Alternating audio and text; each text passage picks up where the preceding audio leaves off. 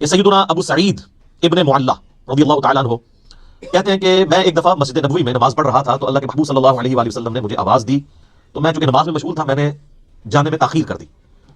تھوڑی دیر بعد میں پہنچا تو آپ صلی اللہ علیہ وآلہ وسلم نے فرمایا کہ میں نے تمہیں آواز دی تھی، تم کیوں نہیں آئے؟ تو انہوں نے کہا کہ میں نماز پڑھ رہا تھا. تو آپ صلی اللہ علیہ وآلہ وسلم نے فرمایا کیا تم نے اللہ کا یہ حکم نہیں سنا؟ سورۃ الانفال کی آیت آپ نے پڑھی، استجیبوا للہ والرسول اذا دعاکم، جب اللہ اور اس کا رسول تمہیں پکارے فوراً ان کی آواز پہ لبیک کہو.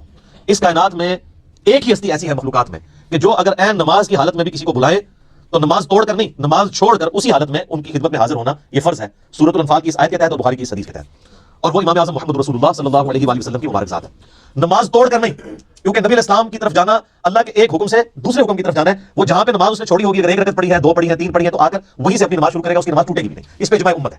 بہرحال یہ جو ہمارے وائزین آئے دن کہانیاں چلاتے رہتے ہیں کہ ماں آواز دے دے، باپ آواز دے دے، نماز توڑ دو، اس طرح کی کوئی حدیث نہیں ہے. البتہ یہ ضرور ہے کہ اگر زندگی موت کی کشمکش بن جائے، کوئی ایمرجنسی ہو جائے، تو آپ نماز توڑ سکتے ہیں.